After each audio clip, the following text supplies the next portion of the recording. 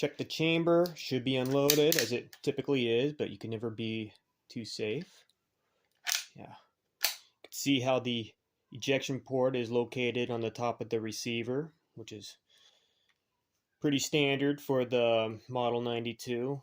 If I remember right, this is essentially a replica of the Winchester Model 92, and I know the Winchester lever guns had the ejector port on the top of the receiver.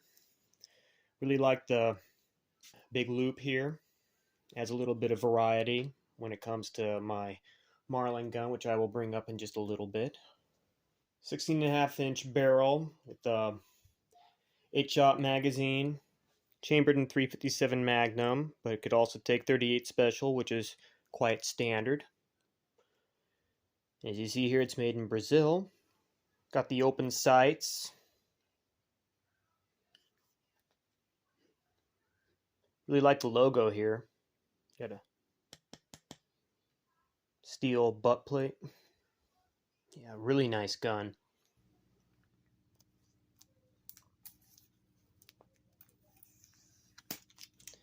Got the safety here, it's on. Put the hammer in half cock. Flip the switch. Red dot, safety is off.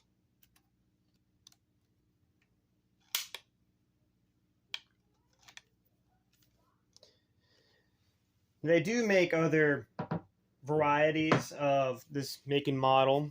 They offer them also in 44 Magnum, 45 Long Colt, and 454 Casull. They also make them in different barrel lengths, including I think like 20-inch, 24-inch. You know, the longer the barrel, the more of a round capacity it carries. They also make mare's legs. I decided to go with 357 Magnum due to the pricing and the fact that I already possess a 357 Magnum revolver. And what's really neat about 357 Magnum is, as I have already mentioned, it could also cycle 38 Special. And 38 Special is certainly cheaper than 357 Magnum. And 357 Magnum is cheaper than the other rounds that I've already mentioned. So having that neat little combination there, I think really comes in handy. Let's take a look at some of this boring stuff. Boring yet important. Gun lock, manual. Looks like some more information on the company too. Guess that's interesting. Some indication here how the box may have been smashed or slightly damaged, but I already looked over the gun when I made my purchase before I walked out the door, and I saw that there are no cracks in the stock or any other kind of damage, so I went with it. Now let's see what my new purchase had to bring to the table. Get it? So I now have a second lever gun, and as I mentioned earlier, it has the wide loop in comparison to the loop here with the Marlin.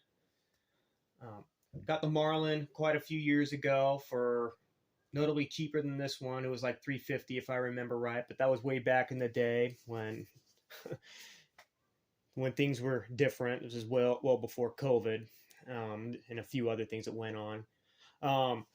Now, I didn't buy this for a very bad price. It was on sale for only $500, but when you include taxes and fees, it went up to, I think it was $565, which was just barely outside my budget, but it was something that I could make work out. I wanted to get a lever gun in 357 Magnum, so it would go hand in hand with my double action revolver. I do have one more double action revolver on the list I would like to get. It also makes for the third rifle that I now own, because for a long time it was only the Marlin that I owned until I picked up the Ruger 1022 about 6 months ago. So that part of my long gun collection has expanded quite nicely. And in addition to this being a heritage, it also goes with this other heritage I bought my wife shortly after we were wed.